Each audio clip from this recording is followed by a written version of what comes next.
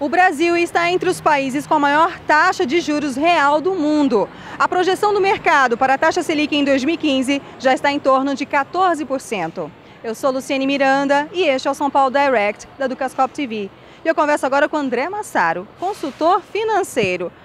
Como é que a gente está neste ranking mundial dos juros reais? Hoje nós estamos em primeiro. E não é uma situação nova para nós. Nos últimos anos, ou melhor, nas últimas décadas, nas últimas 2 décadas, o Brasil vem consistentemente figurando no ranking das maiores taxas do mundo. Ou em primeiro, em termos reais, ou entre os primeiros. Então, neste momento, nós estamos na liderança e nós temos alguns países com taxas nominais, não reais, maiores que o Brasil.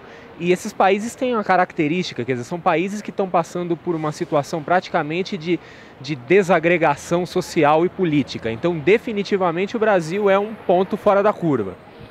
Em 2002, a gente teve uma situação extrema de juros, né, de elevação da taxa Selic. Exatamente. Em 2002, por conta das incertezas políticas, né, uma troca de regime, na verdade, a nossa taxa Selic chegou a 25% ao ano. Isso é uma coisa relativamente recente, ainda está na nossa memória de curto prazo. Então, pela nossa memória, ainda há espaço para ir até lá. É uma coisa extrema. Eu espero, e eu acho que a maioria das pessoas no Brasil espera que a gente nunca chegue lá de novo, mas é uma possibilidade que a gente tem que considerar.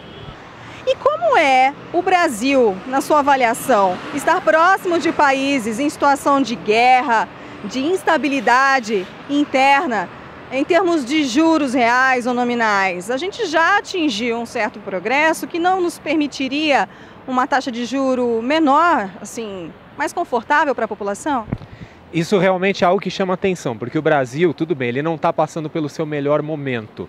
Mas se a gente compara com outros países que têm taxas de juros menores que a do Brasil, o Brasil é uma economia sólida, é um país que tem instituições razoavelmente consolidadas. Então não justifica uma taxa desse tamanho, ao menos comparando com os outros países. Para nós brasileiros, a gente vive há tanto tempo com essa realidade que já se tornou uma coisa comum para nós, não chama mais atenção. Mas quando a gente compara com os outros países, realmente fica muito evidente. O Brasil hoje, em termos de juros, ele é uma espécie de jabuticaba financeira. É uma coisa que só existe aqui.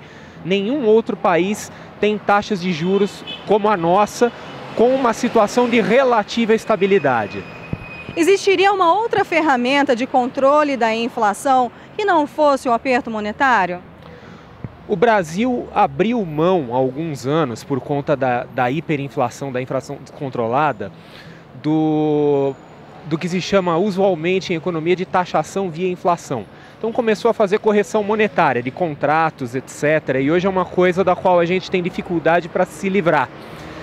Enquanto a gente não conseguir se livrar de uma vez por todas da correção monetária, vai nos faltar uma ferramenta importante para controle da inflação. Então nós vamos ter que sobreusar outras, como por exemplo a taxa de juros. A perspectiva para a taxa Selic no ano que vem? Ano que vem é curto prazo, tecnicamente. E para o curto prazo, a perspectiva ainda é um pouco de alta. E para 2017? 2017 já entra num horizonte de grande incerteza, porque é depois de Olimpíadas e um ano antes das próximas eleições. Então, eu particularmente não arriscaria fazer uma aposta. Eu torço pelo melhor, eu torço para que a nossa taxa de juros volte para baixo, até porque eu vejo como caminho de menor resistência para a nossa taxa o caminho para baixo. Porque outras economias, inclusive da América Latina, que são percebidas como mais estáveis, como mais sólidas que o Brasil, e aí a gente pode citar, por exemplo, países como México, Colômbia, Chile, Peru, têm taxas ao redor de 4, 5% ao ano, ou seja, significativamente menor que a brasileira e ainda assim muito mais alto do que as taxas praticadas no primeiro mundo. Então eu vejo, por exemplo, que se o Brasil endireitar, quer dizer, se o Brasil se tornar uma economia percebida como mais sólida, o caminho natural seria ele se aproximar dessas taxas dessas outras economias latino-americanas. Mas isso talvez seja muito mais um desejo do que uma perspectiva. Com juros altos, assim, quem é mais penalizado e quem é mais favorecido? Aquelas pessoas que têm dinheiro sobrando e investem na renda fixa, elas estão em festa.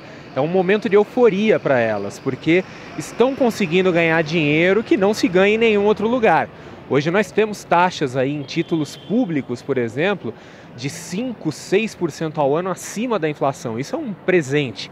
Não existe em nenhuma outra economia. Então, para pessoas que estão líquidas, que têm dinheiro sobrando, não têm dívidas e têm um perfil mais de renda fixa, é o melhor dos mundos. Para quem deve dinheiro, para quem é empreendedor, para quem precisa de capital e até certo ponto, para quem tem emprego e é dependente do aquecimento da economia, o cenário já pode não ser tão bom assim. André Massaro, muito obrigada pela sua participação aqui na Ducascop TV. Eu que agradeço a oportunidade. Luciene Miranda para o São Paulo Direct da Ducascop TV.